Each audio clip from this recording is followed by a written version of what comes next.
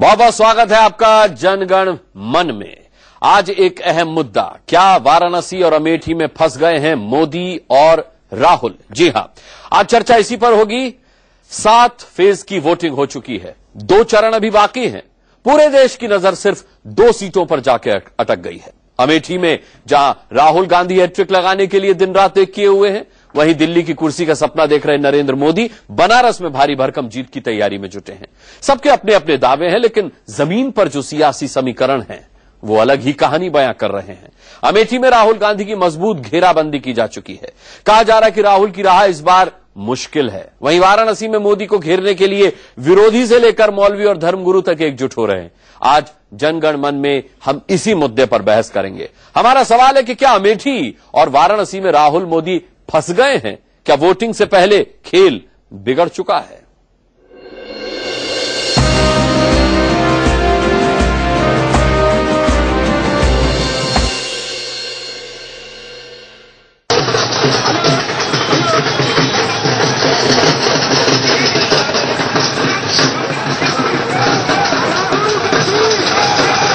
अमेठी और बनारस हिंदुस्तान के सियासी महाभारत की ऐसी 2 सीट हैं जहां की जीत हार का फैसला तय करेगा कि हिंदुस्तान के तख्तो-ताज पर कौन बैठेगा। लेकिन सबसे बड़ी बात यह है कि ये दोनों सीट फंस गई दिखती है। चुनाव प्रचार खत्म होने के 24 घंटे पहले राहुल और प्रियंका ने अमेठी में रोड शो किया। बड़े दावे किए गए, लेकिन तस्वीर बदली हुई दिखी।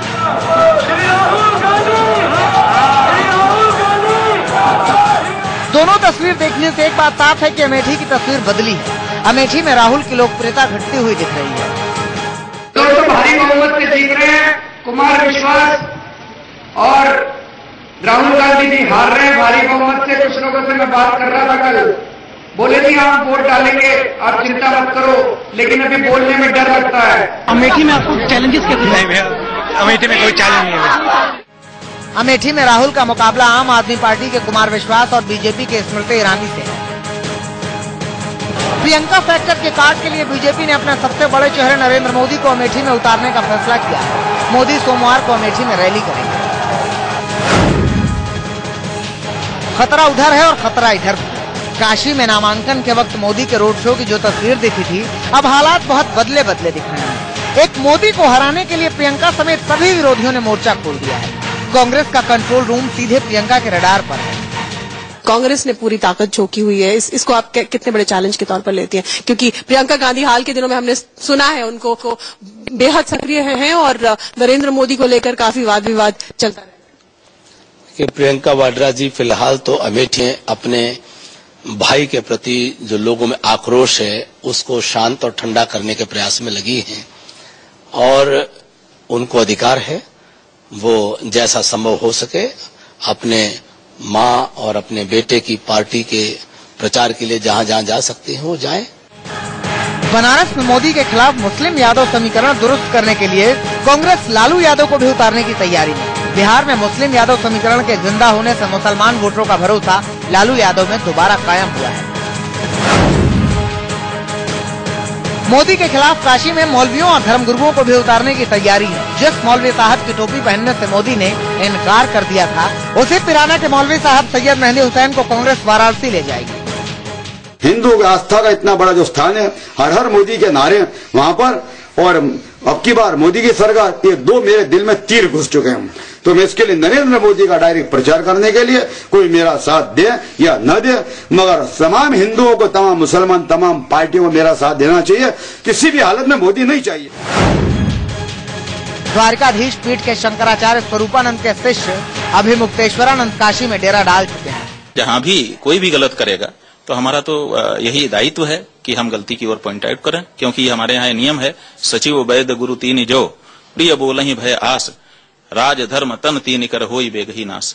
तो हमारा ये दायित्व है कि जहां गड़बड़ी हो रही हो उसको हम चिन्हित करें, उसको दिखाएं कि ये गड़बड़ी हो रही, चाहे वो गड़बड़ी कोई कर रहा हो, हम चेहरा देख करके नहीं बोल सकते। लेकिन बनारस के अखिल भारतीय दंडी समाज ने मोदी का साथ देने का फैसला किया है।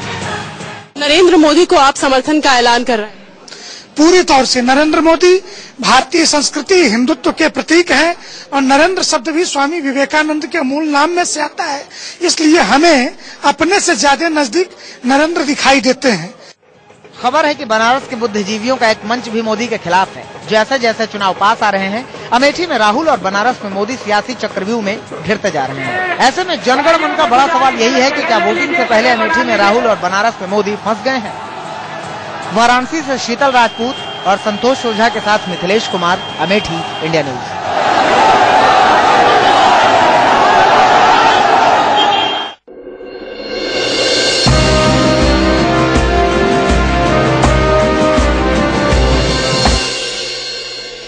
कुछ दिन पहले गुजरात में हमने देखा था कि किस तरह सलमान खान के साथ मोदी ने पतंग उड़ाई थी। उनकी पतंग काफी ऊंचाई तक भी गई थी। लेकिन काशी में क्या पेच लड़ पाएगा मोदी का? कहीं मोदी की पतंग कट तो नहीं जाएगी? ये एक बड़ा सवाल उठ खड़ा हुआ है। और यही सवाल राहुल के लिए अमेठी में आज रोड शो देखा, बड़ी मायूसी हुई।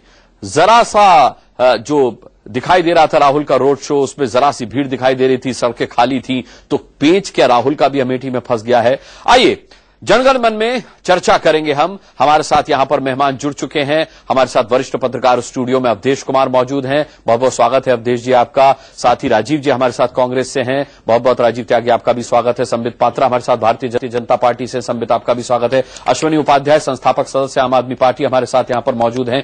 हम इनसे बात करेंगे। और साथ ही रविदास मेहरोत्रा हमारे साथ होंगे, जुड़ेंगे हमारे साथ समाजवादी पार्टी से। और आप देख सकते हैं अमेठी में लंबे समय से तैनात हमारे संवाददाता मिथिलेश इस वक्त लाइव हमारे साथ जुड़ रहे हैं।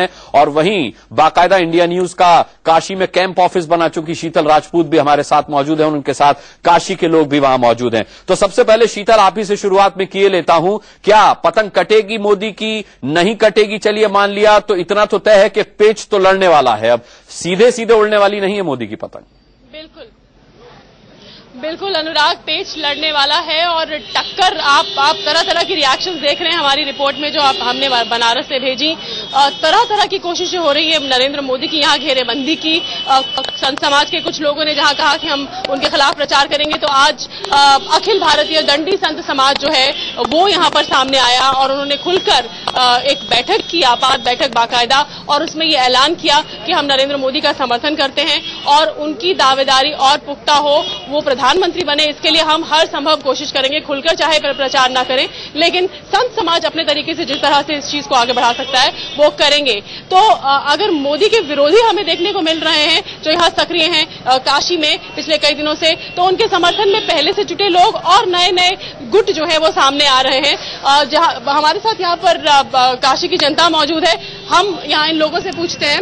ऐसा कहा जा रहा है कि हमने देखा पिछले कुछ दिनों में कि नरेंद्र मोदी की जबरदस्त घेरेबंदी जो है वो बनारस में हो रही है। प्रियंका गांधी परिवार की यहाँ आने की पूरी योजना है। फिर द्वारका पीठ के शंकराचार्य, पूरी पीठ के शंकराचार्य ने ऐलान किया कि उनके खिलाफ प्रचार करेंगे। हालांकि आज दूसरा संत समाज उनके पक्ष में आया। तो कितनी मुश्किल राह यहाँ आपको नरेंद्र मोदी की दिख रही है? आप लोग थोड़ा सा इसका गलत रिपोर्टिंग कर रहे हैं। नरेंद्र मोदी, हम गलत रिपोर्टिंग नहीं कर रहे हैं, हम बाकायदा बयान सुना रहे हैं उन लोगों के। प्लीज मेरी बात पहले सुन लीजिए प्लीज।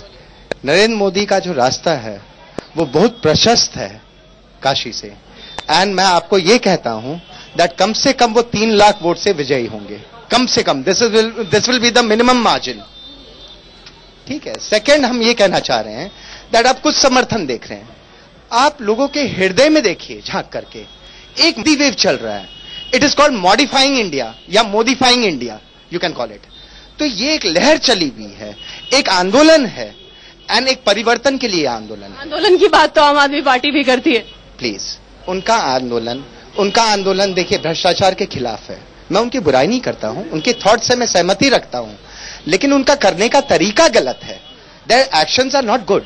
आप एक चीज बताएं, 49 डेज के शासन में अरविंद केजरीवाल एक कंस्ट्रक्टिव काम अगर किए हों तो मुझसे इसकी बहस कर। अच्छा, तो आपको लगता है कि मोदी के पक्ष में यहाँ के लोग जो है पूरी तरह से, पूरी वेव है, 3 लाख से जीतेंगे? कुछ लोग और यहाँ पे अनुराग हैं, नरेंद्र मोदी यहाँ से 3 लाख की मार्जिन से जीतेंगे, वो लोगों के हृदय में बसते हैं, ऐसा इन सज्जन का मानना है। आप क्या मानते हैं? मेरे समझ से बिल्कुल गलत।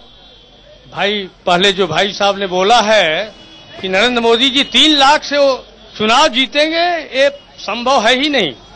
बनारस की जनता, जो जनता बनारस की जनता है, वो सोच रही है कि लोकल जो कैंडिडेट हैं अजय राय कांग्रेस पार्टी से, उनको भारी से भारी बहुमत से जितावें, ऐसा मन सभी का बन चुका है। नरेंद्र मोदी जी आ रहे हैं, 5 से लेकर ये भी रहेंगे और विश्व की महानतम नेता सोनिया गांधी भी आएंगी। चलिए शीतल, अजय राय को जिताने के लिए जो ये मेहनत कर रहे हैं वो इनके चेहरे पे पसीने के तौर पर साफ दिखाई दे रही है। अब मेहनत किसकी कामयाब होगी तो खैर 16 के बाद ही पता चलेगा। अमेठी का रुख किए लेते हैं। मिथिलेश, क्या हो गया? नामांकन में इतनी भीड़ थी, ऐसा लग रहा था कि पूरी की पूरी आसपास के गांव की सारी भीड़ जो है वो अमेठी में जुट चुकी है। आज सड़कें सूनी दिखाई दी, आज वो जादू नहीं दिखाई दिया। हालांकि राहुल आज भीड़ के अंदर जरूर खो गए, प्रियंका भीड़ में जरूर खो गई। ये एक नया तरीका उन्होंने निकाला, बिल्कुल अपनी गाड़ियां छोड़कर भीड़ में वो जिस तरीके से लोगों से जनसंपर्क करते दिखे। जी बिल्कुल अनुराग, पिछले 4-5 दिनों में ऐसी ही तस्वीर हमें देखने को मिल रही है। इन सबका जवाब जानने के लिए हम अमेठी विधानसभा क्षेत्र के अंदर ये गांव आता है कंसापुर, वहां पहुंचे हैं। यहाँ खास तस्वीरें लेकर इंडिया न्यूज के दर्शकों के लिए पहुंचा हूं। दरअसल आप इसे कह लें कि अमेठी का किला दरकता हुआ देखकर, या राजनीति का यही चरित्र होता है, ये अंदाज होता है। ये देखकर कांग्रेस के सिपह सलार राहुल गांधी के खास सिपह सलार अपने खास मिशन पर लग चुके हैं। इस गांव की तस्वीर देखिए आप, लोग बाग बैठे हुए हैं। यहाँ कुछ खास चीज होने वाली है। यहाँ पर राहुल गांधी के ही एक खास सिपह सलार है मुन्ना सिंह त्रिशुंडी। इनके बारे में जग जाहिर है, ये देखा होगा, खासकर कुमार विश्वास से दो हाथ किया था जमकर इन्होंने। अब एक खास मिशन के तहत यहाँ पहुंचे हैं। बीएसपी के पप्पू सिंह हैं जो कि अमेठी के ही कार्यालय प्रमुख है, उनके साथ गांव के हर तबके को लेकर यहाँ पहुंचे हैं, कांग्रेस में शामिल हो रहे हैं। आखिरी वक्त में ऐसी कवायद क्यों शुरू हो गई? देखिए, ऐसा है कि अमेठी के जो लोग हैं वो ये समझते हैं कि राहुल गांधी के बगैर अमेठी का विकास नहीं हो सकता है। ये लोगों को पता है। तो मैं आज इनको इस शुभ अवसर पर मैं इनको माला पहनाना चाहता हूं।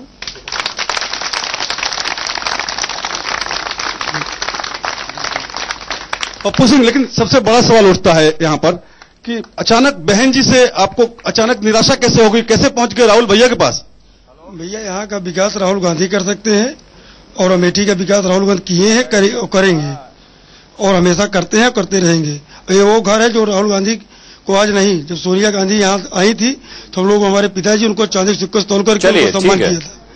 वो परिवार है। लेकिन सवाल इसलिए उठता है कि चुनाव के आखिरी वक्त में आप इस मौके पर पहुंचे, इस उम्मीद पर पहुंचे। नहीं, ऐसी बात नहीं थी। जो हम लोगों को कुछ गलतियां हुई थी उनसे भी हुई थी, तो हम लोगों का सम्मान, हमारे पिता के सम्मान में कुछ ठेस पहुंची थी, लेकिन वो मुन्ना भैया ने कहा दूर किया, इसलिए हम लोग उनके साथ रहेंगे। लेकिन मुन्ना भैया राहुल की परेशानी कैसे दूर करेंगे? मिथिलेश, मुन्ना भैया से तो पूछ लीजिए। जी बिल्कुल अनुराग, अपना सवाल दोहराएंगे आप? मुन्ना भैया राहुल का की हिफाजत कैसे करेंगे? इनकी तो नैया उन्होंने पार लगा दी, राहुल की कैसे पार लगाएंगे? राहुल की नैया आप यहाँ लोगों को लेकर जुटे हैं, क्या वाकई ये लोग भी आपके साथ साथ राहुल के पास पहुंचेंगे, उनके लिए समर्थन करेंगे? भैया, ये लोग एक जनता मत देखिए, अमेठी क्षेत्र में उनके कोई हरा नहीं सकता, ये मेरा चलिए ठीक है। अब तक बीएसपी में क्या कर रहे थे? मिथिलेश लौटेंगे आपके पास, मिथिलेश आपके पास लौटेंगे। और आज वाकई में जो राहुल के रोड शो में भीड़ दिखाई दी उसने निश्चित तौर पर राहुल को भी निराश किया होगा। राजीव त्यागी, एक रिपोर्ट हमने शुरू में चलाई थी, उसमें राहुल से जब पूछा गया कि भाई क्या चैलेंजेस हैं अमेठी में, तो उन्होंने कहा कोई चैलेंज नहीं है अमेठी में। आज तो उनके लिए भीड़ जुटाना भी एक चैलेंज हो गया अमेठी में। अनुराग, संडे था सर, आज तो लोगों को ठीक कहा कि कोई चैलेंज नहीं, खुलकर सड़क पे आ जाना चाहिए था। अमेठी की जनता का एक नारा है, जन जन की एक आवाज, गांधी हमारे दिल की आवाज। अमेठी रायबरेली से गांधी, ऐसा कोई नारा मैंने नहीं सुना आज वहां। मैं आपको बता रहा हूं, वहां नारा यही है, जन जन की एक आवाज, गांधी हमारे दिल की आवाज। और वहां पर निश्चित रूप से एक उनका इमोशनल टच है, एक आत्मा के और दिल के रिश्ते हैं। आत्मा के दिल के रिश्ते सब चीजों पे भारी होते हैं, इसमें कहीं को दोहराई नहीं। और उनका जो संवाद और कनेक्ट है, वहां जो नारा चल रहा है वो ये चल रहा है कि अभी तो शीला हारी है, अब राहुल की बारी है। देखिए, नारे, आप प्रजातंत्र की यही खूबी है कि नारे आप दीजिए, नारे देते हैं, लेकिन एक नारा ये भी चल रहा है कि घर में दिया ना बाती, मुंडो फिर इतराती। घर में दिया ना बाती और मुंडो फिर इतराती, ये नारा भी चल रहा है भारतीय जनता पार्टी के बारे में और आम आदमी पार्टी के बारे में। तो नारे तो चलेंगे प्रजातंत्र में, लेकिन मैं आपको एक बात कह सकता हूं कि भारतीय जनता पार्टी और आम आदमी पार्टी ये तय करे, इस बात की चिंता करे कि जमानत बच पाएगी या नहीं बच पाएगी, इस बात की तय करे। और दूसरी बात यह जो स्मृति ईरानी की या कुमार विश्वास की, दोनों की कह रहा हूं मैं, दोनों की। और स्मृति ईरानी जी के बारे में तो मैं आपको स्पष्ट बता दूं, 2004 में वो चांदनी चौक से आएगी या नहीं बच पाएगी, इस बात की तय करे। और दूसरी बात यह जो स्मृति ईरानी की या कुमार विश्वास की, दोनों की कह रहा हूं मैं, दोनों की। और स्मृति ईरानी जी के बारे में तो मैं आपको स्पष्ट बता दूं, 2004 में वो चांदनी चौक से लड़ी थी, जमानत उनकी वहां भी जब्त हुई थी, यहां भी जब्त हुई थी। 2004 से लेकर 2014 आ गया, 10 साल में स्मृति ईरानी चांदनी चौक दोबारा नहीं। ये आपका विश्वास है, आत्मविश्वास है या अति आत्मविश्वास है? मेरा ये अमेठी के लोगों का जो प्यार गांधी फैमिली को मिलता आया है उसको देख करके, और जो आत्मा प्यार से पेट नहीं भरता सर। किससे? प्यार से पेट का, प्यार से बड़ी कोई परिभाषा नहीं है। जनता त्राहिमाम रिश्तों में कांग्रेस पार्टी हम हृदय और हिंदुस्तान की बात करती है, और वही चीज, वही तीनों शब्द जो है वहां अमेठी में और गांधी परिवार के रिश्तों के बीच में हम। कोई बात नहीं, राहुल ने कहा कि मैं अमेठी में तब से आ रहा हूं जब से यहां सड़क नहीं थी, सड़क आज भी नहीं है वहां। निश्चित रूप से आप जो कह रहे हैं ठीक कह रहे हैं, लेकिन सड़क बनाने का काम पीडब्ल्यूडी डिपार्टमेंट, जो कि प्रदेश सरकार का काम है, उसका है। 25 साल से हमारी सरकार नहीं है, लेकिन 7 नेशनल हाईवे हम लोगों ने अमेठी से कनेक्ट किए हैं। ये राहुल गांधी जी का अचीवमेंट है। ठीक है, संबित पात्रा, साफ यही हमने देखा कैप्टन अभिमन्यु से जब शीतल बात कर रही थी तो सीधा सा यही सवाल उन्होंने कैप्टन अभिमन्यु से भी पूछा कि भाई मोदी के लिए काशी में क्या चुनौतियां, क्या चैलेंजेस हैं। उन्होंने कहा कोई चैलेंजेस नहीं है। जिस हिमालय पर 2 साल तपस्या करके मोदी आए, उसी हिमालय पर तपस्या के हुए शंकराचार्य अब कह रहे कि भाई हम उनके साथ नहीं है। मौलवी साहब को लेकर आ जा रहे हैं, मौलवी उनके खिलाफ हो रहे हैं। अजय राय के साथ जो मुख्तार अंसारी का समीकरण बना है वो कहा जा रहा है कि मोदी के लिए घातक साबित होगा। चैलेंजेस तो तमाम है, कैसे कह दिया बीजेपी ने कि चैलेंजेस नहीं है मोदी? 1 2 3 सवाल आपने पूछा, 1 2 3 जवाब मैं दे दूं। पहले, जिस हिमालय में नरेंद्र मोदी जी ने तपस्या की उसी हिमालय से उतरकर शंकराचार्य आ रहे हैं। नारायण को पछाड़ने के लिए नारायणी सेना आई थी, आपको याद होगा। नारायण एक तरफ खड़े थे। सेना का क्या? नहीं, मैं बता रहा हूं, नारायण को पछाड़ने के लिए नारायणी सेना कौरवों के साथ खड़ी थी, फिर भी नारायण एकमात्र तरीके से जीत गए क्योंकि सत्य उनके साथ था। दूसरा, शंकराचार्य उनके खिलाफ है आप कह रहे हैं, मौलवी उनके खिलाफ है आप कह रहे हैं। गेट पे जज बैठने वाले हैं सर। कंप्लीट कर लूं, आपने 3 पूछा, गेट पे जज बैठने वाले, तीनों का उत्तर कंप्लीट कर लूं फिर आप स्नूप गेट पे आइए। मौलवी उनके खिलाफ आ रहे हैं, शंकराचार्य उनके खिलाफ आ रहे हैं, आप कह रहे तमाम लोग उनके खिलाफ आ रहे हैं। यही तो उनकी हैसियत को दिखाता है। वो गैलीलियो हैं इंडियन पॉलिटिक्स के, जिस गैलीलियो के खिलाफ तमाम सत्ता खड़ी हो गई थी धर्म की कि नहीं, इस गैलीलियो में सच्चाई नहीं है। अंततः उसी गैलीलियो ने दिखाया कि जो गैलेक्सी है, जो धरती है, वो गोल है, वो चकोर नहीं है। नरेंद्र मोदी कह रहे हैं प्रोग्रेस नहीं हो रहा है, डेवलपमेंट नहीं हो रहा है, होना चाहिए, और उसको रोकने के लिए धर्म का आड़ ले रही है कांग्रेस और तमाम पार्टी। इसीलिए मैं नरेंद्र मोदी को आज आपके चैनल में कहता हूं Galileo of Indian politics. Galileo of Indian politics तो मैंने मान लिया, लेकिन ये जो लोग, ये कांग्रेस के लोग, ये आम आदमी पार्टी के लोग जो गुजरात घूम कर आए, वो कहते हैं कि गुजरात को विकास मॉडल बताना ही सबसे बड़ा झूठ है। आम आदमी और कांग्रेस, ठीक है, कांग्रेस को तो मैं बाद में आऊंगा। आम आदमी पार्टी के लोग जो 3 दिन का टूरिज्म करके आए हैं ना, यहां 50 दिन रहे, उसमें तो कुछ कर नहीं पाए। वहां 3 दिन के टूरिज्म में उन्होंने सब कुछ देख लिया कि वहां क्या डेवलपमेंट हुआ है और क्या डेवलपमेंट नहीं हुआ है।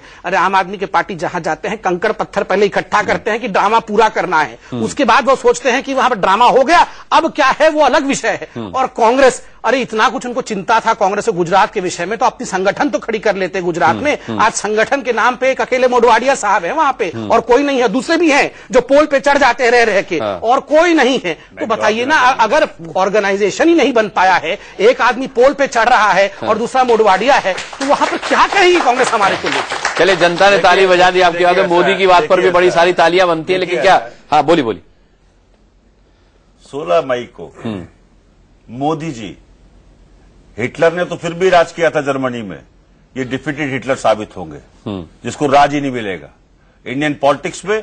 इनसे घातक व्यक्ति कोई नहीं। ये डिविसिव है, डिस्ट्रक्टिव है, डेंजरस है इंडियन पॉलिटिक्स के लिए, प्रजातंत्र के लिए, इसमें भी कोई दो राय नहीं। और मैं आपको एक बात कहता हूं, एक मिनट, शब्दों के लिए पीठ ठोक दे रहा है। और भारतीय जनता पार्टी और कांग्रेस में, ये तो कांग्रेस का हर बड़ा नेता मोदी का, भारतीय जनता पार्टी में, भारतीय जनता पार्टी और कांग्रेस में 3 है का अंतर है। एक तरफ हेट है, हॉलो है और हॉरर है भारतीय जनता पार्टी की तरफ, और एक तरफ हम हैं, हृदय और हिंदुस्तान है। और हमेशा हम वाले लोग बाग जीतते हैं, हृदय वाले लोग बाग जीतते हैं, और हिंदुस्तान पे वही राज करते हैं जो हृदय की बात करते हैं, जो सबको साथ लेके चलने की बात करते हैं। चलिए ठीक है, ये टूरिज्म का बड़ा मामला चल रहा है। मैं अवधेश आपके पास आता हूं, पूरा वक्त आपको दूंगा, लेकिन क्योंकि पक्षी की तरह से अमेठी जाकर के और सुनिए और बनारस जाकर के साइबेरियन पक्षी की तरह से जाकर के और अपना भ्रमण कर रहे हैं, लेकिन ये पॉलिटिकल भ्रमण उनको कहीं भी पार नहीं उतार पाएगा। साइबेरियन पक्षी इटली से आया था ना बहुत साल पहले। नहीं, ऐसा कुछ नहीं है। देखिए मैं बताऊं, मैं बहुत इस पर बता दूं, आपको बहुत इस पर पकड़ लिया इन्होंने, मोदी जी आपकी गर्दन पकड़ ली इन्होंने,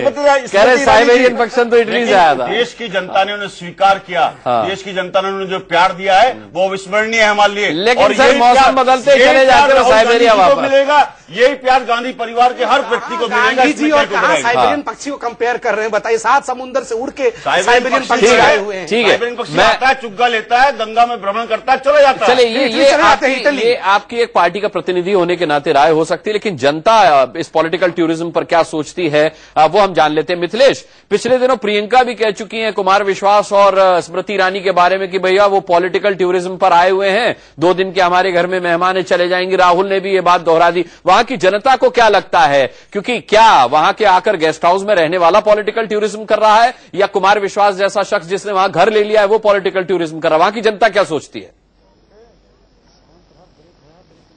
जी बिल्कुल अनुराग, आपको दिखाता हूं कि वाकई यहाँ की जनता क्या सोचती है। क्या राहुल गांधी सच में दिल में बसते हैं, या स्मृति ईरानी या कुमार विश्वास पहुंच रहे हैं? क्यों अचानक आप लोग बीएसपी से यहाँ कैसे पहुंच गए कांग्रेस में? ये कांग्रेस जी हमारे जीवन जिंदगी के साथी हैं। क्या देखा कांग्रेस में, क्या देखा? आपको नहीं लगता है कि राहुल गांधी साल में या 5 साल में एक बार चुनाव को पहुंचते हैं, आप लोग उनके पीछे निकल चलते हैं? हाँ चलेंगे ना, हाँ चलेंगे ना, ठीक है, नहीं किया है। जाहिर तौर पर कुछ लोग अभी अपनी तरफ से बोल नहीं पा रहे हैं। स्मृति ईरानी पर्यटक हैं, टूरिस्ट हैं यहाँ पर, कि राहुल गांधी? राहुल गांधी। किसको समर्थन कर रहे हैं आप? राहुल गांधी को, कांग्रेस को। कुछ बातें कुछ कंफ्यूजन क्रिएट करती हैं। मुन्ना सिंह से पूछते हैं कि क्या कलाकारी और करने जा रहे हैं आप?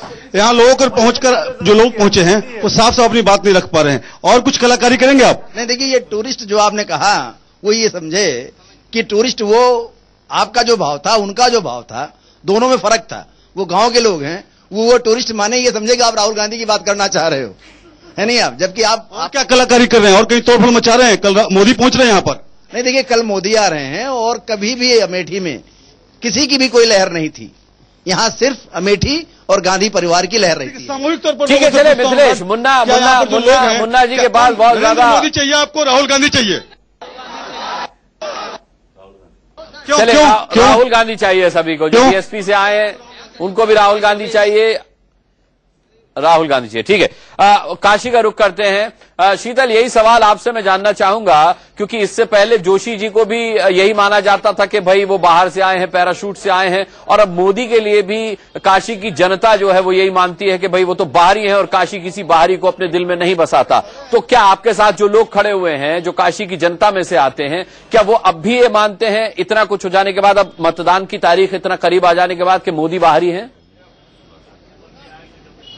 ये सवाल हम जरूर पूछेंगे काशी की जनता से, लेकिन उससे पहले कुछ ऐड करना चाहूंगी। जो अभी आप अमेठी के बारे में मिथिलेश से और अमेठी की जनता का मत जान रहे थे, यहाँ पर बीजेपी के सूत्रों से जब हमारी बात हुई तो उनका कहना है कि अमेठी में कल नरेंद्र मोदी रैली करने वाले हैं दोपहर में, और नरेंद्र मोदी का पहले ही से ये प्लान तय नहीं था। बीजेपी के लोग ये कहते हैं कि ये इसलिए किया गया है क्योंकि अमेठी से कुछ उनको ऐसी सुगबुगाहट मिल रही है कि वहां पे बीजेपी का पलड़ा भारी पड़ सकता है। इसमें कितनी सत्यता है ये तो चुनाव का नतीजा बताएगा, लेकिन नरेंद्र मोदी की आखिरी वक्त में वहां पे रैली करना, उसकी वजह बीजेपी के लोग ये बता रहे हैं। अब हम काशी की जनता से बात करते हैं। ऐसा कहा जाता है अमूमन कि बनारस में पहले मुरली मनोहर जोशी आते थे, चले जाते थे, रुकते नहीं थे। अब जितने भी उम्मीदवार हैं नरेंद्र मोदी को मिलाकर वो भी बाहर ही हैं। तो काशी की जनता में कहीं कहीं ये निराशा और नाराजगी है कि बाहर से आते हैं पर्यटक बनकर, और जब पार्लियामेंट चले जाते हैं उसके बाद काशी को भूल जाते हैं। देखिए, जहां तक उम्मीद बाहरी और अंदर की है, तो देश में कहीं से भी कोई चुनाव लड़ सकता है पूरे संपूर्ण भारतवर्ष में। ये चुनाव का मुद्दा है विनाश बनाम विकास का। मैं 2 लाइन से कहना चाहता हूँ, अब की नदी नालों में आई नई जवानी है, ये गर्मी बतला देगी कितना किसमें पानी है। देश में संस्कृति, सभ्यता, परंपरा से लेकर नागरिकता से लेकर राष्ट्रीयता तक खतरे में है। उसको बचाने के लिए कहीं न कहीं से देश की आवाम, मोदी नहीं ये आंधी है, काशी का ये गांधी है। मैडम, ये जो बनारस की जनता ने तय कर रखा है कि मोदी का हार भी निश्चित है। जो सोच रहे हैं कि हम 3 लाख से जीतेंगे, उनको मात्र 3 लाख वोट मिलेगा। चलिए ठीक है, अपने अपने गणे तो अपने अपने आंकड़े। शीतल और मिथिलेश, आपके पास हम लौटेंगे, और साथ ही यहाँ पर स्टूडियो में जनता जनार्दन भी हमारे साथ है, उनसे भी हम जानेंगे कि उनको क्या लगता है कि क्या वाकई मोदी और राहुल की राहें कठिन हो गई हैं, पेच फंस सकता है। साथ ही हमारे साथ अवधेश जी और अश्विनी जी भी हैं, उनकी भी राय लेंगे। एक छोटा सा ब्रेक ले रहे हैं, आधा घंटा पूरा है सर अभी आपके लिए, आधा घंटा पूरा है। एक छोटा सा ब्रेक ले रहे हैं, ब्रेक लेकर फौरन वापस लौटते हैं इस चर्चा में। में एक बार फिर आपका स्वागत है। चर्चा बहुत अहम मुद्दे पर है। मुद्दा यह है कि काशी में मोदी और अमेठी में राहुल क्या फंस गए हैं? क्या वाकई में इनकी राह अब उतनी आसान नहीं रही जितनी पहले नजर आ रही थी? क्योंकि नामांकन के वक्त राहुल के चर्चा बहुत अहम मुद्दे पर है। मुद्दा यह है कि काशी में मोदी और अमेठी में राहुल क्या फंस गए हैं? क्या वाकई में इनकी राह अब उतनी आसान नहीं रही जितनी पहले नजर आ रही थी? क्योंकि नामांकन के वक्त राहुल के रोड शो में जितनी भीड़ थी आज उतनी क्या उसकी आधी से कम भी नहीं थी। और मोदी वहां फंस गए हैं काशी में, क्योंकि मोदी के लिए भी समीकरण बदल रहे हैं उनके विरोधी अपनी जुगत भिड़ा भिड़ा के।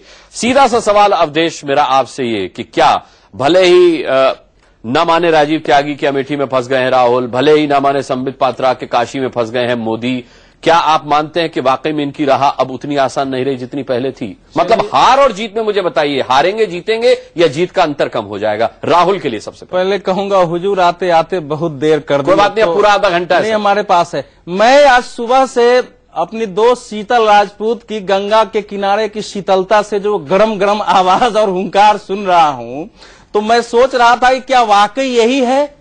ये कहीं अभिमन्यु का चक्रव्यूह लगा है क्या नरेंद्र मोदी के लिए? या जैसे पहले कुछ युद्ध में राक्षस माया उत्पन्न करते थे, ये माया है? इसमें सच्चाई क्या है? देखिए, जब नरेंद्र मोदी जब वाराणसी गए थे तो ये मान के नहीं गए थे कि मुझे घेरा नहीं जाएगा।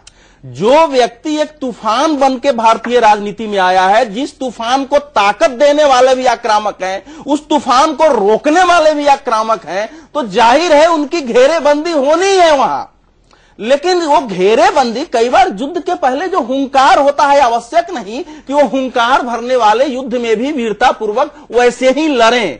इसलिए हमको पूरा जब माहौल देखते हैं तो आप देखिए, पहला फैक्टर मोदी का, शंकराचार्य जी उनका अपना मत है, उनको व्यक्त करने का अधिकार है। वो टोपी पहनाने वाले मौलवी साहब वडोदरा में नहीं गए, लेकिन वो वाराणसी में आ गए हैं। जबरदस्ती टोपी पहनो भैया, हम टोपी न पहनेंगे तो आप जबरदस्ती पहनाओगे क्या? आपको कहें कि चंदन करो तो आप करोगे क्या? तो ये जो लोग दिख रहे हैं अनुराग, इसमें से कितने लोग कितने वोट को प्रभावित करने वाले हैं? तो मेरा मूल्यांकन यह है कि इसमें ज्यादातर लोग वोट को प्रभावित करने वाले नहीं हैं। एक तो यह है। दूसरा है कि जो फैक्टर मुख्तार अंसारी का आप लोग गिन रहे हैं, उनका भी फैक्ट सुन लीजिए। मुख्तार अंसारी पिछली बार बसपा से उम्मीदवार थे, उनको 1,85,911 मत आया था। वो बसपा का वोट था। जब कौमी एकता दल बनी, ये भी देश जान ले, जब कौमी एकता दल उन्होंने बनाया बसपा के बाद, तो 43 विधानसभा सीटों में जब वो लड़े तो केवल मऊ और कौन सा मोहम्मदाबाद से जीते। बाकी एक जगह द्वितीय रहे, सब जगह जमानत हो गई। वोट आई केवल 0.55%। तो वो फैक्टर बहुत ज्यादा काम करने वाला नहीं है। तीसरा, जो अजय राय का वोट था वो समाजवादी पार्टी का वोट था। हमेशा ध्यान रखिए, जो उनको आया था ये हमेशा, इस बार वो कांग्रेस पार्टी से हैं। कांग्रेस को केवल 65,000 वोट वहां आए थे, ये फैक्ट है। पिछली बार अपना दल को भी 65,000 वोट आया था, जो वाराणसी में बीजेपी के साथ नहीं था, इस बार बीजेपी के साथ है। तो ये वहां का अंक गणित है, वहां का वातावरण है। अब अमेठी पहुंच जाइए आप।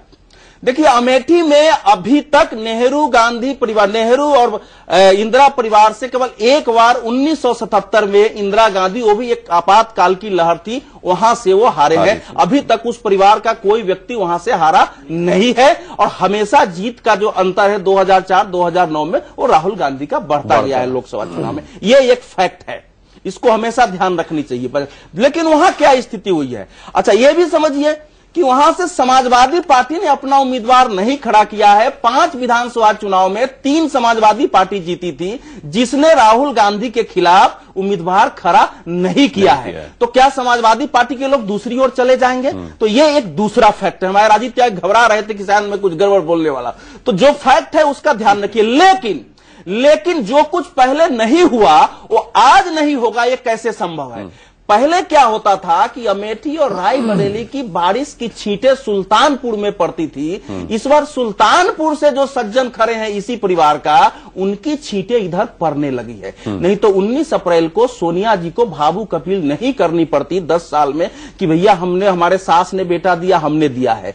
प्रियंका को उतना आक्रामक नहीं होना पड़ता। तो कुछ कठिनाइयां वहां उत्पन्न हुई है अमेठी में राहुल गांधी के लिए, इसलिए लड़ाई टफ हो गया है। लेकिन वाराणसी में मैं लड़ाई को टफ नहीं मानता हूं। मेरा मानना है कि दोनों जगह से दोनों निकल जाएंगे। मैं अभी वाराणसी में लड़ाई को टफ नहीं मानते अश्विनी उपाध्याय, इसका मतलब अरविंद केजरीवाल कहीं किसी गिनती में नहीं है। लेकिन अगर ये कहते हैं कि राहुल गांधी भी लगातार पिछले 2 लोकसभा चुनाव से अंतर उनकी जीत का बढ़ता रहा है, तो क्या कुमार विश्वास भी किसी गिनती में नहीं है? नहीं, पहले तो मैं आपको अमेठी की बात करूं। ये दिल्ली चलेंगे तो पहले अमेठी पड़ेगा, फिर बनारस चलते हैं। पहली बात तो टूरिज्म पे कौन है, आप ये देखो कि बाकी दोनों कैंडिडेट वहां पे उसमें होटलों में रहते हैं। ये मुझे नहीं, आप अमेठी की जनता को समझा पाए तो बड़ा अच्छा रहेगा। कुमार विश्वास अपने घर में रहते हैं, खरीद लिया उन्होंने, जनवरी में खरीद लिया था। जनवरी जेटली ने भी अमृतसर में खरीद लिया। जनवरी से लेके अब तक जनवरी से लेके कुमार विश्वास ने अब तक मई तक जितने दिन गुजारे हैं, मेरे समय से गांधी परिवार ने पिछले 25 साल में उतने दिन गुजारे नहीं होंगे। लेकिन इतना ड्रामा गांधी परिवार ने कभी नहीं किया जितना उन्होंने इन 25 दिनों में नहीं, ड्रामा की बात मैं बाद में आता हूं, पहले मैं आपको फैक्ट बता देता हूं जो एक्चुअल में हुआ है। कुमार विश्वास को वहां एक ऐसा कोई गांव नहीं होगा जहां वो नहीं गए। जनता दे न दे बात की बात है, जनता समर्थन। राहुल भी वहां के हर गांव में गए? नहीं, राहुल केवल मेन रोड पकड़े जाते हैं, उनके चमचे उनको जहां जहां ले जाते हैं। रोड है कहां? मेन रोड आप अश्विनी जी प्लीज भाषा सही। अच्छा हाँ ठीक है, बिल्कुल ठीक, गलत बात आप नहीं ठीक है। उनके समर्थक जहां ले जाते हैं, तो ऐसा आप मत सोचिए, उम्मीद मत करिए, ऐसा आप मत सोचिए कि वहां पे एक तरफा नहीं होने वाला है। बहुत चमत्कारिक परिणाम आएगा। मतलब राहुल की जीत का अंतर कुमार विश्वास कम कर मेरे को लगता है कि राहुल शायद जीतेंगे नहीं। अच्छा, राहुल जीतेंगे नहीं, आप देखना अभी 16 मई को। एक लाइन अगर इजाजत दे मुझे अश्विनी भाई, तो मैं पूरा कर लूं। मैं एक लाइन से बीच में बनारस तक जाना नहीं, तो जैसे भी राखी जी कहते मैं भूल जाऊंगी, वैसे मैं भूल जाऊंगा।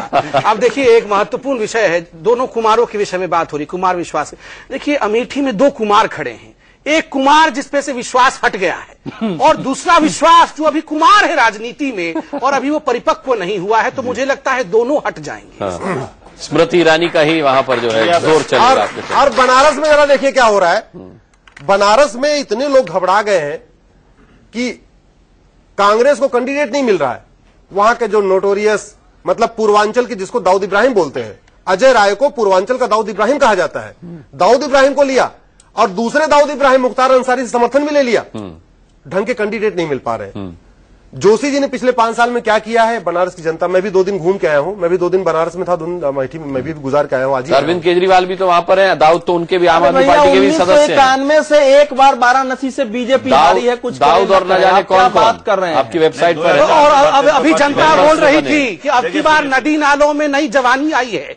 नदी नाले भी चाह रहे हैं कि इस बार डेवलपमेंट बिहार आए। बनारस में क्या रिजल्ट आएगा मेरे को डाउट है, लेकिन अमेठी का रिजल्ट आप देखना बहुत ही चमत्कार। बनारस में अरविंद केजरीवाल हारेंगे? बनारस के बारे में कुछ नहीं कह सकते क्योंकि कहीं, अरे साहब आप कागज पेन लेके इतना आंकड़ा लगा रहे हैं, आपने कितना गुणा भाग ये पूछिए ना, बनारस बना हुआ है, आप कहाँ फंस रहे हैं? कुंडलियां बना रखी है, तारे और नक्षत्र कागज पर कुंडलियां बनाई, कुंडलियां बनी हुई है अरविंद केजरीवाल जी की, और वो दिखा रही है। मैं बगल में बैठा हूँ, मैं पढ़ सकता हूँ, लिखा हुआ है कि वो पहले ही भाग सकते हैं। आप देखिए, चुनाव से पहले ही अरविंद केजरीवाल भाग सकते हैं। संबित भाई, अमेठी का रिजल्ट, अनुराग जी, अमेठी का रिजल्ट बहुत ही चमत्कारिक आने वाला है, अप्रत्याशित आने वाला, जो अभी तक नहीं आया था वैसा आने वाला है। ये गारंटी है। इन्होंने एक बात तो स्वीकार की कि अरविंद केजरीवाल वहां पूरेस्ट ऑफ द पुअर होने जाने वाले हैं कायदे में। बनारस आप ये के बारे में कह चुके हैं, एक बिल्कुल ठीक है, अरविंद केजरीवाल स्वीकार कर चुके हैं। लेकिन कुमार विश्वास को, अनुराग जी, बनारस कुमार विश्वास को जिता रहे हैं। कांग्रेस पार्टी मुद्दों की बात करती है हमेशा। बनारस में फैक्ट ये है, ये बताइए, अच्छा मुझे ये बताइए, सैयद मेहंदी हुसैन को बनारस क्यों लेके जा रहे हैं आप? साथ ये क्या मुद्दा है? आप मुद्दों की राजनीति करते हैं, सैयद मेहंदी हुसैन को वहां लेके क्यों जा रहे हैं? फिर से उतर के आप स्नूप गेट पे अब जज क्यों बिठा रहे हैं? आपके अपने सहयोगी कह रहे हैं कि ये तो गंदी बात है। मुस्तफा कमाल पासा ने बोल लीजिए, मुस्तफा कमाल पासा ने खत्म कर दिया। फिर मैं टिप्पणी करूंगा, अवधेश जी शांत हो जाएंगे। कांग्रेस यहाँ खिलाफत जो है, मैं जो टिप्पणी करूंगा उसके बाद अवधेश जी अपने आप शांत हो जाएंगे। मैं टिप्पणी नहीं करना चाहता। शांत हो जाएंगे। सैयद मेहंदी हुसैन को क्यों लेके जा रहे हैं आप? मुद्दों की राजनीति आप करते हैं, ये कौन सा मुद्दा है? कांग्रेस बिल्कुल किसी को लेके नहीं जा रही, नंबर 1। नंबर 2, कांग्रेस 3 व्यय पे वहां कार्य कर रही है। पहला व्यय बम बम बोले, उसका मतलब ये है कि हम मां गंगा का सम्मान करते हुए पूरे बनारस को एक पर्यटन नगरी के रूप में विकसित करके, वहां कबीर साहब की भी नगरी है वहां बुद्ध साहब की नगरी है, भगवान बुद्ध की, और साथ साथ बनारस जो है हिंदू धर्म की आत्मा है। उसको पूर्ण हम लोग बाग एक ऐसा एजेंडे पे लेकर के जिससे पूरे विश्व का पर्यटक वहां पहुंचे। नंबर 1। नंबर 2, अजय राय खुश नहीं मुख्तार अंसारी के सपोर्ट से। नंबर 2 बैच उनसे जब सवाल पूछा गया कि आप एक डॉन का समर्थन दे रहे हैं, उन्होंने कहा ये पार्टी हाईकमान का आदेश है, मैं पार्टी के आदेश के साथ हूं। भारतीय संस्कृति को और संस्कृत को पूरे विश्व में पहुंचा रहे हैं। और ये बताइए हम बुनकरों को लेकर ये बताइए काशी की जनता को कैसे समझाएंगे आप? मैं बता रहा हूँ, क्या उनको नहीं दिख रहा अजय राय कौन है, बाहुबली नेता है, क्या उनको नहीं दिख रहा मुख्तार अंसारी कौन है? अजय राय के दो भाई को अनुराग जी, अंसारी भारतीय जनता पार्टी की दिक्कत ये है कि भारतीय जनता पार्टी के पास 3 वहां एमएलए हैं, 2 एमएलसी हैं, नगर निगम में 15। भारतीय जनता पार्टी का मोदी के सिवा कोई नहीं है। भूल जाइए, इस समय मोदी की वेव है, मोदी लहर है, मोदी के अलावा किसी की बात नहीं करते। चलिए ठीक है, चलिए ठीक है, समय मेरे पास का, मैं जनता के पास भी चला जाऊँ। अश्विनी जी एक सेकंड, गुमशुदा तो प्रधानमंत्री है, वो नहीं मिल रहे हैं। आप पहले थे, अब इनके पीएम कैंडिडेट गए हैं, तो डिप्टी पीएम तो ठीक है, जनता की बात। एक सेकंड, मैंने पूरा पीएम साहब भी भगोड़े होने वाले हैं। जनता बड़े धैर्य के साथ आपको सुन रही थी। अरे इतना कुछ कहा, मैं 1 सेकंड उत्तर दे दूं। मैं तो समर्थन उन्होंने दिया। टाडा और गुलाम नबी आजाद गए थे, मैं एक पेपर कर 2 लाइन पास अब जाल अंसारी ने 2 लाइन सबमिट की, 2 लाइन सबमिट। मोदी जी की हाथ है, ठीक है, हो गया ना। अब देखिए, मैं 2 लाइन बहुत एक डॉक्यूमेंट लेके आया हूँ, आपको याद होगा ना, जिस आप 1 मिनट नहीं, यहाँ बड़ी दिलचस्प स्थिति बन गई है। वो कह रहे हैं कि मोदी जी की हार तय, आप कह रहे हैं अजय राय की हार तय, वो कह रहे हैं अरविंद केजरीवाल की हार तय। मैं एक जीतेगा, आपने तो कुंडली में लिख दिया उनकी हार। मैं 2 लाइन बोल दूं। हाँ, बोलिए। अमेठी से जिस दिन राहुल गांधी भरने गए थे पर्चा, उस दिन एसडीएम के ऑफिस में क्या हुआ था आपको पता है? एसडीएम ने उन्हें डोमिसाइल तक देने से इनकार कर दिया और लास्ट में कहा था he is not an occasional resident itself. आप बताइए, वो ओकेजनल रेसिडेंट भी नहीं है वहां के, और वो नो मनरेगा जोन है। मनरेगा का जो आपको मैं डिस्टर्ब कर रहा था बीच में, बिल्कुल सुन रहा था ना। आप देखिए, सबसे महत्वपूर्ण विषय है, जिस मनरेगा को लेकर पूरे हिंदुस्तान में वो भाषण देते हैं, उस मनरेगा का रिपोर्ट कार्ड सबसे खराब अमेठी में है। और अभी हाल फिलहाल में एडीआर ने एक रिपोर्ट कार्ड दिया था, और आपको पता था राहुल गांधी कहां है उसमें? नीचे से 5वें नंबर पे हैं। एक भी सवाल नहीं पूछा। मैं जवाब लूंगा, मैं आपसे भी बात करूंगा, जनता से बात करें। बड़े धैर्य के साथ 5 घंटे से आपको सुन रहे हैं। मोदी जी का जो मॉडल है जनता से विनाशकारी है, ठीक है, वो तो मान ही रहे, सुनामी है, आंधी है, आंधी और सुनामी विनाशकारी होते हैं। ठीक है, लेकिन मोदी कहते हैं कि वो सुनामी भ्रष्टाचारियों के लिए है, कांग्रेस के लिए आंधी। तो ये चिंता का विषय हम लोग। ठीक है, सुन लीजिए। 16 के बाद, ठीक है, 16 के बाद भारतीय जनता बाबूजी की बात सुन लेते हैं, बाबूजी की बात। इनकी चिता रखनी तैयार है। सुन लीजिए, इनकी चिता में आग लगनी तैयार है। माइक मुंह के पास लाके बोलिए। त्यागी जी, मेरा सवाल आपसे है कि अगर अमेठी में उसका बहुत ज्यादा दबाव था या बहुत ज्यादा वो था, वोट थे, तो ये जो आई है बिटिया, उसको क्यों लगाना पड़ गया? इतनी ज्यादा जरूरत क्या पड़ गई थी और इतना ज्यादा एक्टिवेट क्यों कर दिया उसको? मैं जवाब दूंगा। 2004 में, नहीं 1 मिनट, सवाल सारे लेते फिर जवाब ले लेंगे। 2004 में और 2009 में और अब 2014 में, तीनों चुनाव में प्रियंका गांधी जी ने एक बहन के रूप में, एक बेटी के रूप में रायबरेली और अमेठी दोनों जगह प्रचार किया और दोनों जगह जीत सुनिश्चित हुई।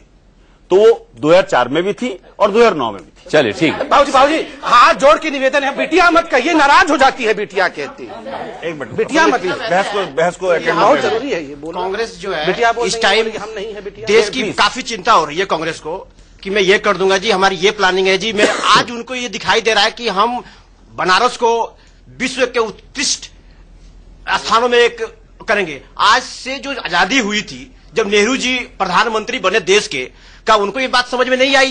इंदिरा गांधी को, एक मिनट सर, अभी आप सुनिए सर, एक मिनट सर, इंदिरा गांधी को समझ में नहीं आई ये बात को, राजीव गांधी जी को भी समझ में नहीं आई।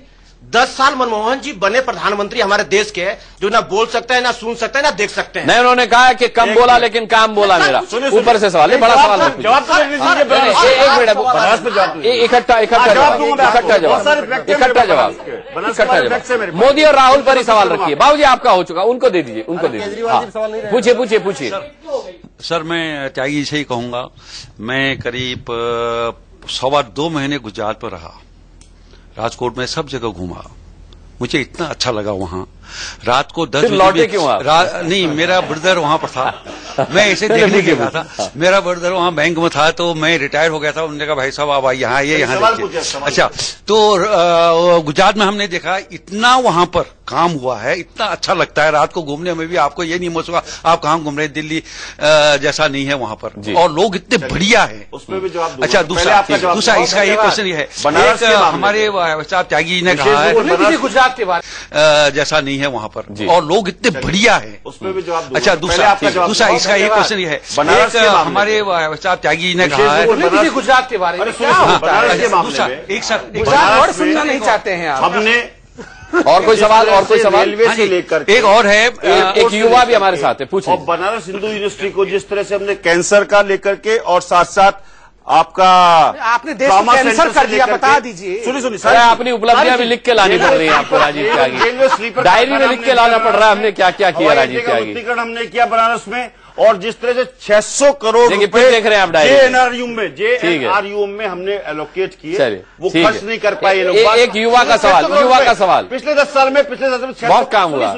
600 करोड़ रुपए हमने दिए, प्रदेश सरकार उसको खर्च भी नहीं कर पाई। अगर वो खर्च कर लेती ठीक से तो 600 करोड़ रुपए और देने की योजना, अमेठी में सड़कें बन जाती। ठीक है, बनारस के जो सवाल पूछिए, सवाल 15 साल से उनके पास, भारतीय जनता पार्टी के पास। राजीव जी, एक और सवाल। बनारस उन्होंने खुदवा दिया, सीवर ट्रीटमेंट प्लांट की अभी तक जमीन नहीं है, लेकिन सीवर डाल दी है, वो सारे खाली पैसे पड़े हुए। ठीक है, ठीक। सवाल कांग्रेस पार्टी से मैं कहना चाहता हूँ कि कांग्रेस पार्टी हमेशा भारतीय जनता पार्टी पर धर्म की राजनीति करने का आरोप लगाती है, लेकिन धर्म की राजनीति असलियत में घबरा कर वो मोदी जी से बनारस में वो कर रही है। उसने 2 फर्जी शंकराचार्यों को उतार दिया है। जो स्वरूपानंद है उसने 2 सैयद मेहंदी हुसैन को भी ले जा रहे हैं, कब्जा कर रखा है। और दूसरा जो शंकराचार्य है वो 75 में कांग्रेस का विधायक रह चुका है, और इन्होंने मौलवी साहब को भी उतार दिया। इन्हें सिर्फ धर्म की राजनीति से, टोपी से और इससे फुर्सत नहीं मिलती है। अगर जब इन्होंने मुस्लिम तुष्टीकरण से पेट नहीं भरा तो इन्होंने हिंदुओं को भी बंटवारा करने का शुरू कर दिया है काम। इसलिए हम किसी को भी फर्जी बता देते हैं, किसी को भी चोर बता देते हैं। चलिए ठीक है, इस नौजवान की बात पे मैं कोई टिप्पणी नहीं करना चाहूंगा। चलिए ठीक है, मैं आपको दूंगा मौका, मैं आपको दूंगा मौका। लेकिन शीतल, आपसे मैं जरूर जानना चाहूंगा कि ठीक है, जनता की बात बहुत हुई, मैं अब आपकी अपनी निजी राय पूछना चाहता हूं, क्योंकि आप लगातार कई दिनों से काशी में। मोदी को सबसे बड़ी चुनौती किससे है? अरविंद केजरीवाल से है, अजय राय से है, या फिर किसी से नहीं? अनुराग, आपने मेरे मन का सवाल पूछा है। मैं चाह रही थी आप ये सवाल मुझसे पूछे। मैं अवधेश जी की बात से बहुत हद तक सहमत हूँ। कोई बड़ा फेरबदल, कोई बड़ा उलटफेर हम वाराणसी में, या बड़ी चुनौती हम नरेंद्र मोदी के सामने नहीं देख रहे हैं। वैसे ही अमेठी में कोई बहुत बड़ी चुनौती हम राहुल गांधी के सामने नहीं देख रहे हैं। मार्जिन जरूर जीत की कम हो सकती है। जहां तक बात है कि नरेंद्र मोदी को चुनौती किससे है बनारस में, अगर कहा जाए तो नरेंद्र मोदी को चुनौती बहुत ज्यादा हम नहीं मानेंगे, लेकिन अगर कुछ हद तक चुनौती है तो वो कांग्रेस से है, अजय राय से है। वो यहाँ के स्थानीय लोग भी कहते हैं, विश्लेषक भी कहते हैं, जिन लोगों से हमने बात की है उनसे भी ये बात निकल कर आई है कि कांग्रेस से थोड़ी बहुत चुनौती उनको मिल सकती है। नहीं तो इसके अलावा नरेंद्र मोदी का रास्ता बहुत ज्यादा मुश्किल नहीं है। वैसे ही अमेठी में कोई बड़ा फेरबदल हम राहुल गांधी के लिए देखेंगे, उलटफेर, वो भी मुझे तस्वीर नहीं दिखाई देती। मैं अमेठी की बात से बिल्कुल सहमत हूँ। जी, अमेठी की बात मिथिलेश से कर लेते हैं। मिथिलेश, स्मृति ईरानी से बड़ी चुनौती है या कुमार विश्वास से बड़ी चुनौती है राहुल के लिए, या किसी से कोई चुनौती नहीं है? इस बार पिछली बार से भी ज्यादा अंतर से जीतने वाले हैं। 16 मई को फिर गुलाब की पंखुड़ियां गिरेंगी मिथिलेश। अनुराग, किला दरक रहा है, इसमें कोई शक नहीं है। मार्जिन घटेगा, लेकिन यहाँ के जो लोग उनसे बातचीत करके बात समझ में आती है, उसमें स्मृति ईरानी लगता है कि राहुल गांधी से मुकाबला कर रही हैं। कुमार विश्वास को कुछ वोट जरूर मिलेंगे, अरे मिथिलेश मुकाबले में स्मृति ईरानी नजर आती है। कुछ लोगों से और पूछ लेते, नहीं लोगों से मत पूछिए, लोगों से बातचीत काफी हो गई, लोगों से बातचीत बहुत हो गई। बीएसपी के लोग हैं। ठीक है, आपकी राय मुझ तक आ चुकी है। अश्विनी उपाध्याय, आप क्या कहना चाह रहे थे? कुंडली पूरी बन गई आपकी? देखिए, मैं काम है हमारा, हम लोगों का तो पुश्तैनी यही काम रहा है। आम आदमी पार्टी के लिए किस घड़ी में कुंडली बनाई थी सर आपने? नहीं, ब्राह्मणों का सुनिए, उपाध्याय तो बनारस जाते हैं, लड़ो लड़ो लड़ो, और पीछे से उसको खींच के गिराते हैं। इनकी जो भूमिका है बनारस में वो ये है कि पीछे से अरविंद जिंदाबाद, और उसको खींच के गिरा दो पीछे से। तो ये तो अपना काम कर रहे हैं। देखिए, फैक्ट वैसे आपकी बात शुरू करने से पहले मैं बता दूं, सोशल नेटवर्किंग साइट्स पर बड़े सारे जोक्स चल रहे हैं। एक मैंने पढ़ा था कि किसी ने अरविंद केजरीवाल से पूछा, वो कहीं भागे जा रहे थे, तो किसी ने पूछा कि भाई आप नरेंद्र मोदी से भाग रहे हैं या फिर आप अजय राय से भाग रहे हैं? बोले नहीं, मैं जिम्मेदारी से भाग रहा हूं। चलिए, ये तो लाइट मोमेंट हो गया। मैं आपको बताऊं, देखिए वहां पे कितनी बड़ी बेचैनी है कि अजय राय के दो भाइयों को मुख्तार अंसारी ने मारा है, जिंदा मार दिया, खत्म। अजय राय को कोई दिक्कत नहीं तो आपको क्यों परेशानी हो रही है? तो नहीं, एक जोक और है, सुनिए केजरीवाल जी के ऊपर, तो कांग्रेस पे बैठे हुए और कह रहे हैं आपके थप्पड़ मारे तो जानू। दूसरे और कांग्रेस को मुख्तार अंसारी से क्यों सहयोग लेना पड़ गया, पहली बात तो ये। दूसरी बात, जोशी जी को बनारस क्यों छोड़ना पड़ गया? ये 2-3 मुद्दे हैं। वहां बनारस की हालत बहुत खराब है, इतनी प्राचीन नगरी। लेकिन का मुद्दा पुराना हो गया, अब आज पर आइए। सारे ब्राह्मण लीडर्स को डिस्टर्ब करने का काम मोदी जी ने किया। भारतीय जनता पार्टी में हरेन पांड्या से लेकर के, हरेन पाठक से लेकर के, जोशी से लेकर के, गुजरात कहना चाहता हूँ, सारे ब्राह्मण लीडर्स को निश्चित रूप से मोदी जी ने भारतीय जनता पार्टी, और इटली से आके इन्होंने पूरा ब्राह्मणों को पूरा जो है वैकुंठ पहुंचाया है ना। आप कितना डिस्टर्बेंस कर रहे हैं ब्राह्मण के? त्यागी जी देखिए, कमेंट मुझे मिथिलेश के पास एक कमेंट। देखो, पहली बार ऐसा हुआ है, मुझे बहुत खुशी है एक हिंदुस्तानी होने के नाते कि धर्म नगरी काशी में धर्म स्वयं उतरा है। और जब बुद्ध को बुद्धत्व प्राप्त होना होता है तो बहुत प्रकार की विघटनकारी शक्तियां बुद्ध के इर्द गिर्द इकट्ठी होती है। और आज नरेंद्र मोदी की चारों तरफ बुद्धत्व को रोकने के लिए जो शक्तियां इकट्ठी हुई हैं, मैं आपको आश्वस्त करता हूं, बुद्धत्व को कोई रोक बुद्धत्व को कोई रोक नहीं सकता। लेकिन ठीक है, ठीक है,